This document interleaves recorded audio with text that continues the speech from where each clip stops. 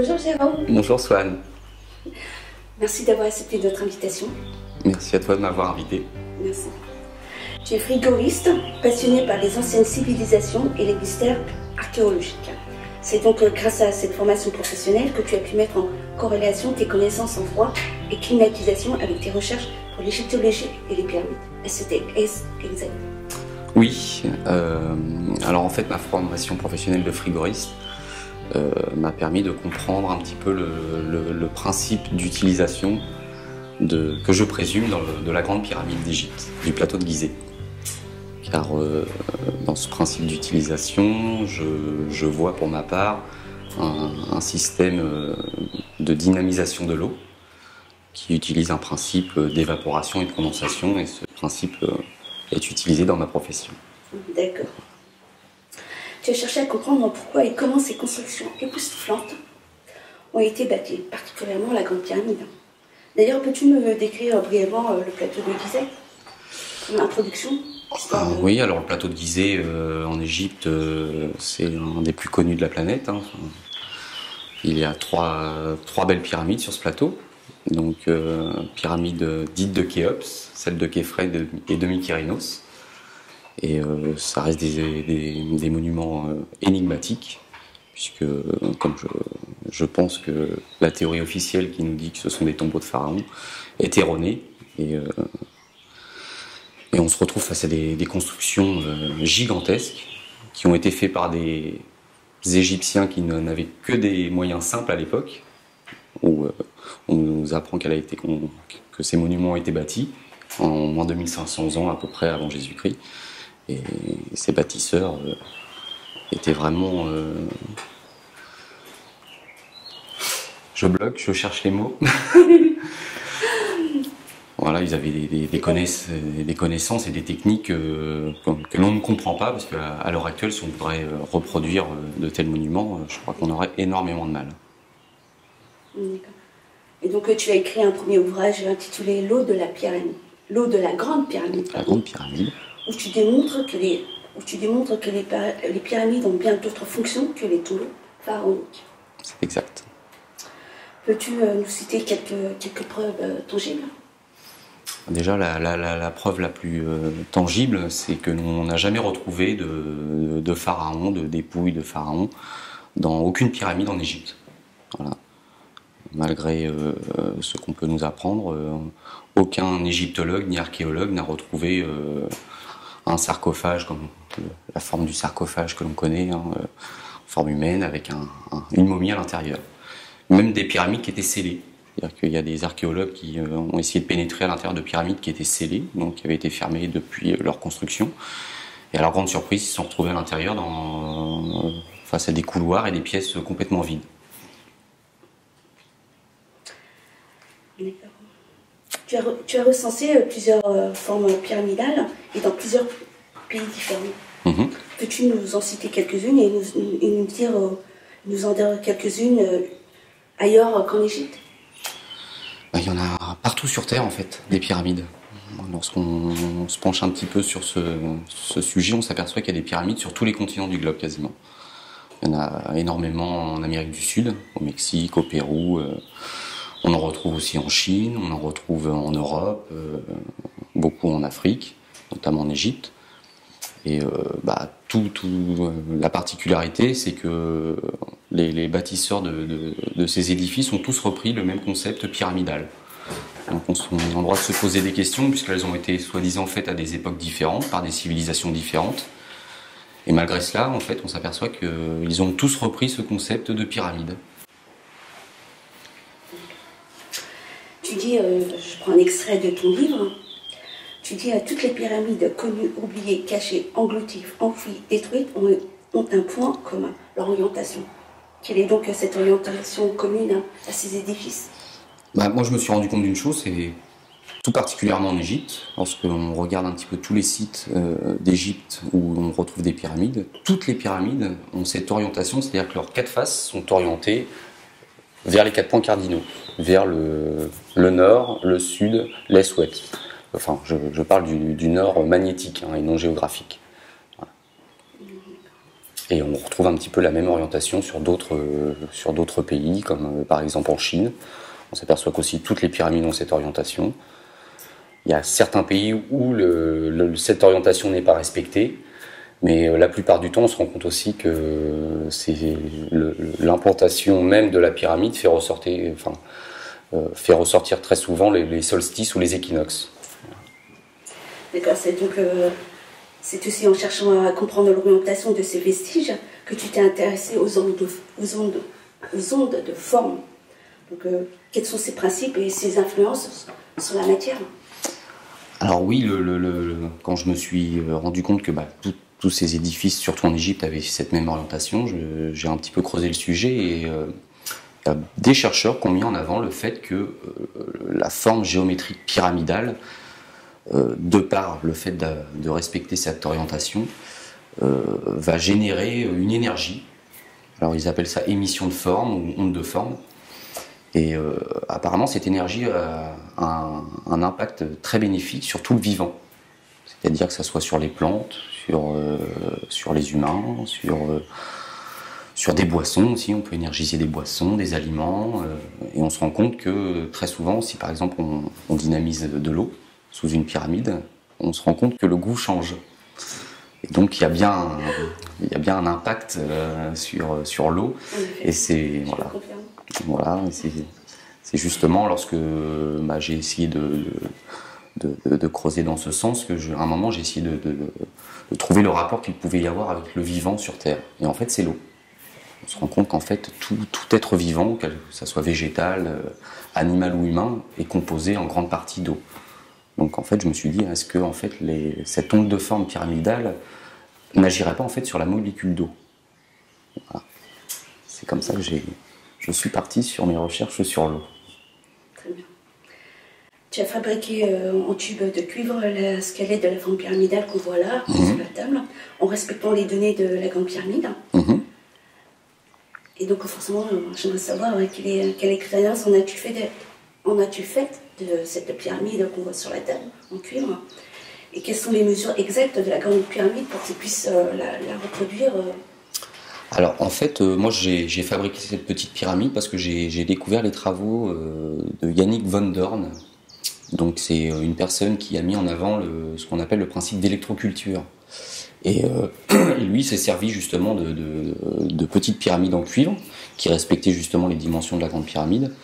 Et on s'aperçoit qu'en fait c'est extrêmement bénéfique lorsqu'on s'en sert justement dans un potager, par exemple, dans un jardin, pour la croissance des plantes ou même la dynamisation de graines. Si on place des graines sous cette pyramide pendant un certain temps et qu'ensuite on fait partir ces graines, on s'aperçoit que les graines dynamisées sous une pyramide poussent beaucoup plus rapidement que celles que l'on aura laissées à côté. Et justement, les proportions qu'il faut respecter, c'est qu'en fait, la particularité de la grande pyramide, c'est que la hauteur de la pyramide, si on la reporte au sol et que l'on trace un cercle, la circonférence de ce cercle sera égale aux dimensions de la base. Je ne sais pas si je me fais bien comprendre.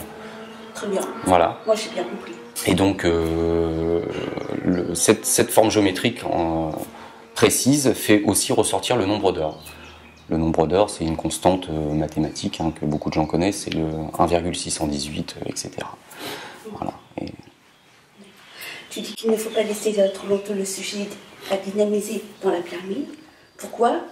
Et quelle est sa durée moyenne correcte pour en tirer les bienfaits de ces ondes de forme? Alors je dis qu'il ne faut peut-être pas laisser trop longtemps un sujet à dynamiser, parce que il y a eu des expériences de fait, par exemple, avec des morceaux de viande. On place un morceau de viande à l'intérieur d'une pyramide, avec un morceau de viande à côté témoin, et on se rend compte que le morceau de viande qui est dans la pyramide va complètement se déshydrater, sans même pourrir, sans dégager d'odeur de putréfaction, contrairement au morceau témoin. Et donc je me suis dit, par exemple, si un humain reste trop longtemps sous une pyramide, il risque peut-être de se momifier. Et après, moi, comme on en a parlé, moi j'utilise des verres d'eau que je dynamise sous des pyramides, et je préconise de le laisser au moins 24 heures, pour que l'onde de forme ait le temps de bien agir sur la molécule d'eau, sur la quantité d'eau mise à l'intérieur. Voilà. Après l'étude de ces orientations et de ces ondes de forme, tu t'es penché sur l'eau qui t'a amené inéluctablement jusqu'aux travaux de Masaru Emoto. Quelles conclusions en as-tu tiré de cette molécule H2O qui a laissé des traces indélébiles sur les parois de la Grande Pyramide? Alors oui, Masaru Emoto qui a fait des travaux, ce japonais qui a fait des travaux extrêmement intéressants sur la molécule d'eau et en fait a démontré que la pensée humaine pouvait agir sur la molécule d'eau. Et donc en faisant des expériences, en présentant des flacons avec une eau assez pure à des personnes, en leur demandant de se concentrer sur ces flacons avec une pensée bien précise, c'est-à-dire des pensées d'amour, à chaque fois vraiment des pensées bien précises, par exemple amour, compassion, et ensuite en allant dans une chambre froide et en faisant cristalliser ces échantillons, ils se rendaient compte qu'en fonction de l'intention, de la pensée que la personne avait émise sur ce flacon, il obtenait des cristaux d'une forme géométrique, je dirais quasiment parfaite, harmonieuse. Et ces formes étaient différentes en fonction justement de l'intention que les personnes avaient émise sur ces flacons. Et à l'inverse, il a fait des tests avec des pensées négatives, amour, haine, vraiment que des pensées négatives. Et là, on se rend compte qu'on n'a plus du tout des cristaux harmonieux. C'est même pas des cristaux, hein, c'est des formes complètement difformes. Et donc voilà, il est bien clair que la pensée a une importance sur la molécule d'eau. Et donc quand tu parles des traces sur la pyramide, alors moi je parle surtout des traces qu'on a retrouvées à l'intérieur de la pyramide, parce que les premiers chercheurs qui sont rentrés dans la Grande Pyramide ont constaté une chose assez étrange, c'est que dans la chambre médiane, appelée chambre de la reine, même si on n'a jamais retrouvé de reine à l'intérieur, ils ont retrouvé une incrustation de sel sur les parois de cette chambre, de plusieurs millimètres, voire centimètres d'épaisseur. Donc moi je me suis dit, s'il y a la présence de ce sel, de ce dépôt de sel incrusté sur les parois, c'est bien qu'il y a de l'eau, en l'occurrence salée, qui s'est évaporée dans cette pièce. Parce qu'on n'en a pas retrouvé ailleurs, c'est vraiment que dans cette pièce. Voilà. D'accord. Dans ton ouvrage, tu as dénombré des similitudes et des différences sur les 3 pyramides de Gizeh. Peux-tu nous en citer quelques-unes de chaque? Alors des similitudes, oui, elles ont toutes les 3, par exemple, ce fameux, alors ce que les égyptologues appellent les chaussées processionnaires. C'est-à-dire c'est des espèces de chaussées qui partent d'un bâtiment qui était au pied de chaque pyramide et qui, en descendant, rejoint le Nil. Et en fait, par exemple, pour la Grande Pyramide, cette chaussée n'existe quasiment plus, elle est complètement détruite. Mais ils se sont rendus compte que ça devait être un travail colossal pour fabriquer cette chaussée. Et d'après eux, elle aurait servi notamment à cheminer les blocs qui étaient ramenés avec des bateaux par le Nil pour monter sur le plateau de Gizeh. Et ce qui est étrange, c'est que chaque pyramide a cette chaussée. Alors que, vu le travail que cela représentait, on se dit qu'ils auraient très bien pu utiliser une chaussée déjà existante pour pouvoir continuer les constructions de la pyramide de Képhren, fils de Khéops, et de Mykérinos, petit-fils de Khéops. Voilà. Et d'autres similitudes, par exemple, on retrouve systématiquement une chambre parfaitement centrée dans chaque pyramide. Alors, dans la pyramide de Khéops, elle est au cœur de l'édifice. Dans celle de Képhren, elle est au niveau du sol. Et dans celle de Mykérinos, elle est en sous-sol. Mais toujours parfaitement centrée. Et quelles sont les différences? Là, tu nous as cité les similitudes et les différences. Alors, les différences, c'est la structure interne. Parce que malgré le fait qu'il y ait ces chambres parfaitement centrées, on se rend compte qu'il y a vraiment des grosses différences au niveau de la structure interne. Notamment celle de Khéops qui possède cette grande galerie. C'est une pièce gigantesque de 47 mètres de long, 8 mètres de haut. Assez impressionnant parce que quand on pénètre à l'intérieur de la pyramide, on passe par des tout petits couloirs d'1,20 m de haut par 1 mètre de large. Donc on fait du 4 pattes pendant plusieurs dizaines de mètres et on se retrouve là dans cette pièce gigantesque. On se demande bien ce que cette pièce vient faire ici, et cette pièce, on ne la retrouve pas dans les autres pyramides. D'accord. Voilà. Plus tard dans tes recherches, tu découvres l'ingénieur John Capman. Oui. Qui te conforte dans ta réflexion sur la pyramide de Khéops. Une pompe hydraulique sous la Grande Pyramide. Oui.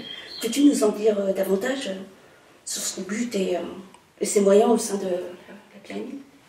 Alors, Moi, j'ai commencé à me poser des questions, à savoir si justement la Grande Pyramide n'était pas fait pour dynamiser de l'eau.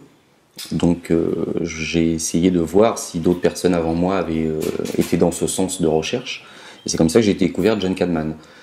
Lui-même avait repris des travaux d'un ancien chercheur américain, J. Edward Kunkel, qui voyait, selon lui, dans les soubassements de la Grande Pyramide, notamment la chambre basse, un système de pompe hydraulique. Et Monsieur Kunkel n'avait jamais réussi à démontrer ce qu'il avançait. Par contre, John Cadman, lui, a repris ses travaux et a réussi à démontrer qu'en effet, sous la pyramide, notamment la chambre basse, de par sa forme assez spéciale au niveau de la manière dont le sol est agencé, en fait, c'est un organe d'un système hydraulique qui génère un phénomène, ce qu'on appelle le coup de bélier, et qui permet justement d'acheminer de l'eau à l'intérieur de l'édifice.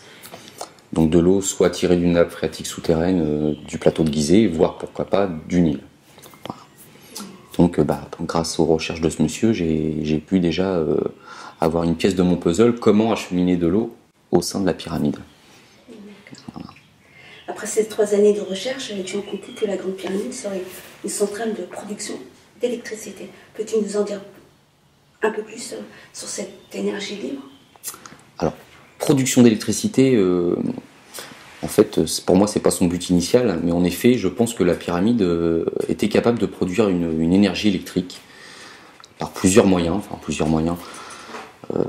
notamment du fait de la grandeur de l'édifice. On sait très bien qu'en haut de la Grande Pyramide, il manque une partie, ce qu'on appelle le pyramidion. Et c'était le directeur de Siemens qui un jour, en allant faire des travaux en Égypte, était passé à proximité du plateau de Gizeh et il avait voulu monter coûte que coûte en haut de la Grande Pyramide. Et donc il est arrivé enfin au sommet de la Grande Pyramide, il avait voulu faire une photo pour immortaliser le moment et en levant les doigts en l'air, signe de victoire, il s'est rendu compte d'un picotement dans ses doigts, un petit peu comme une petite décharge électrique. Et donc, il a poussé un petit peu la chose en mettant une bouteille d'eau avec un goulot métallique et un chiffon humide. Et il s'est rendu compte qu'en fait, cette bouteille se chargeait électriquement. Elle émettait même des étincelles. Donc, ce qui démontre qu'au sommet de la Grande Pyramide, il y a une force électrique. Alors, je pense que cette force est due certainement au fait que la ionosphère de notre planète et le sol, en fait, il y a une différence de potentiel. Et peut-être que le fait d'avoir fait cette forme pyramidale permet de capter à son sommet cette différence de potentiel et de créer une énergie électrique. Ensuite, à l'intérieur de la pyramide, il y a aussi une partie tout en granit, la chambre haute. Et cette partie est aussi importante dans la suite de mes travaux, parce que cette partie pourrait produire aussi une force électrique. D'accord. Corrige-moi si je me trompe, tu soutiens la théorie de Joseph Davidovits. Davidovits, oui. Qui, selon lui, les pyramides sont faites de géopolymères. Oui. Tu le penses? Je le pense, oui. Parce que ce qu'il a découvert a été démontré.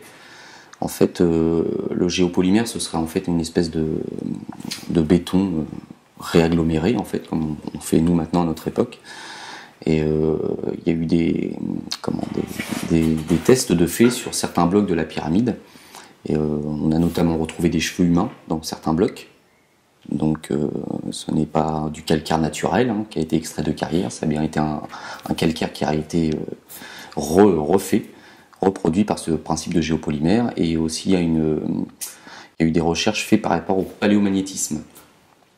Le paléomagnétisme, en fait, les géologues se servent de ce procédé pour voir, c'est comme ça qu'ils ont démontré que le pôle magnétique terrestre était inversé plusieurs fois.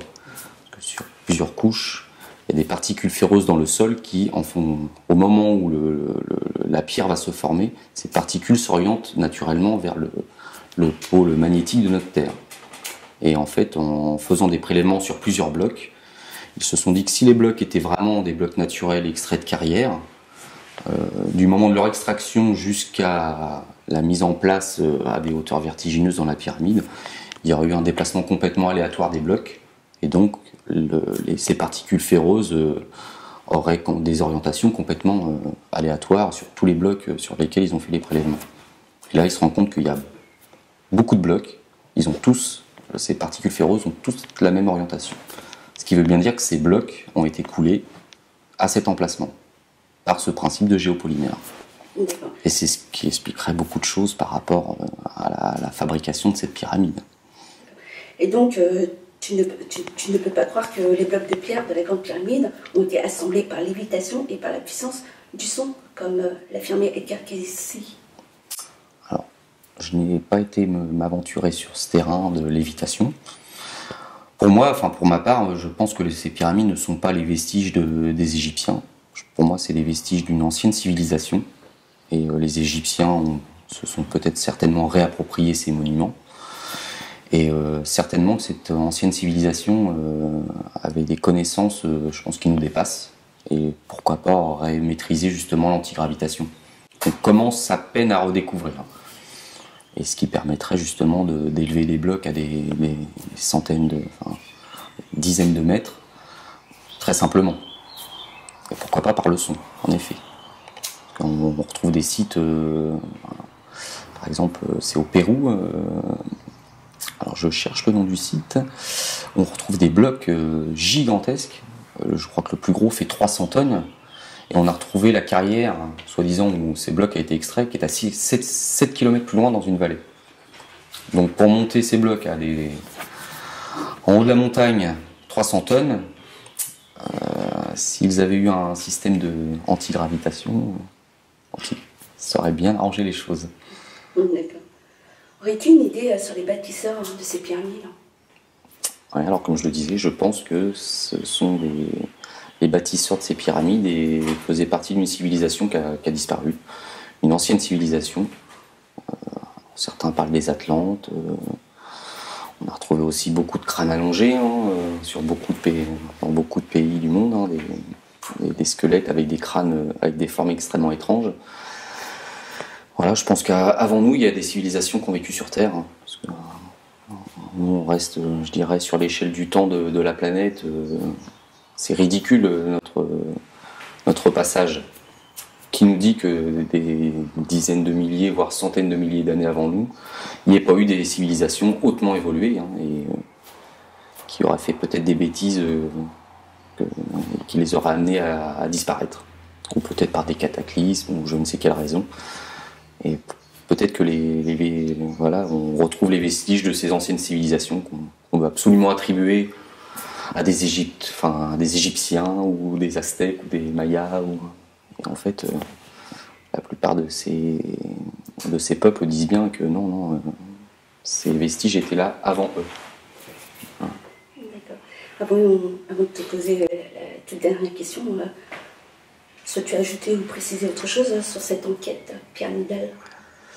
Moi je suis qu'au balbutiement de mon enquête, je dirais, parce que moi j'ai fait un focus sur la Grande Pyramide, et là je commence à explorer beaucoup d'autres monuments, beaucoup d'autres pyramides sur Terre, et je me rends compte en effet qu'il y a toujours ce lien avec l'eau.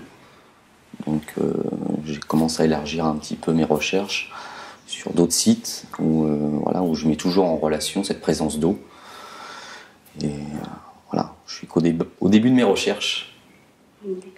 En tout cas, moi je recommande aux auditeurs de lire ton ouvrage pour une approche claire, simple et détaillée sur l'eau de la Grande Pyramide. Merci.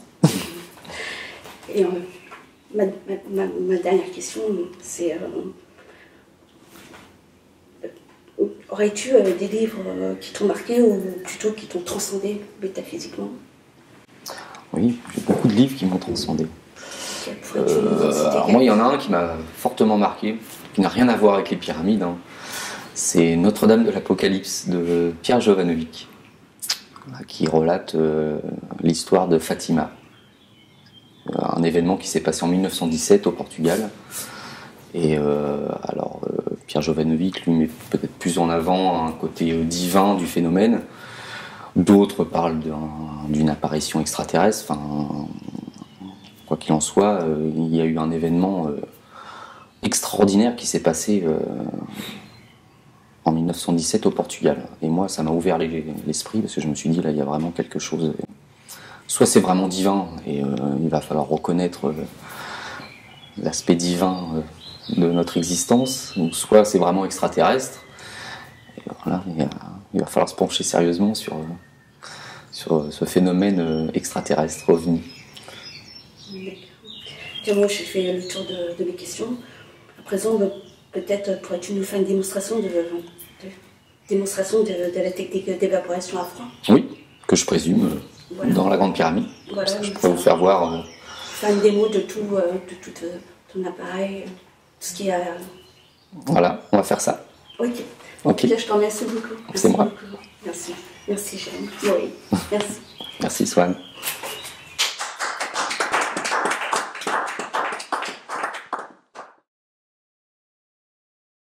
Peux-tu nous faire une démonstration de la technique d'évaporation à froid avec une pompe à vide? Oui. Donc là, c'est du matériel que j'utilise moi dans ma profession. Donc ça, c'est une pompe à vide. C'est une petite pompe qui permet d'aspirer l'air dans un système hermétique. Et alors en fait, il faut savoir une chose, c'est que l'eau a ce qu'on appelle un point d'ébullition. C'est-à-dire que on sait tous que l'eau bout à 100 degrés. C'est-à-dire que si on place de l'eau dans une casserole et qu'on on la place sur un feu, lorsque la température de l'eau va atteindre 100 degrés, elle va se mettre à bouillir et donc à s'évaporer. Et par contre, ce point d'ébullition de l'eau dépend aussi de la pression dans laquelle l'eau se trouve. Et donc, justement, nous on utilise ce principe dans mon métier, c'est pour pouvoir évacuer la présence d'eau dans un circuit frigorifique. Parce que cette eau est vraiment incompatible dans un circuit frigorifique. Et donc, là, je vais vous faire voir, en fait, on a de l'eau dans une bouteille. Et le fait de diminuer la pression dans cette bouteille, on va diminuer le point d'ébullition de l'eau jusqu'à l'amener à température ambiante. Et donc l'eau va se mettre à bouillir alors qu'elle est à température ambiante, elle est froide. Et donc c'est un petit peu le principe que je présume qui est utilisé dans la Grande Pyramide pour pouvoir faire une évaporation de l'eau et ensuite derrière une recondensation de celle-ci. Donc je vous fais voir un petit peu le principe. Donc on met en route une pompe à vide.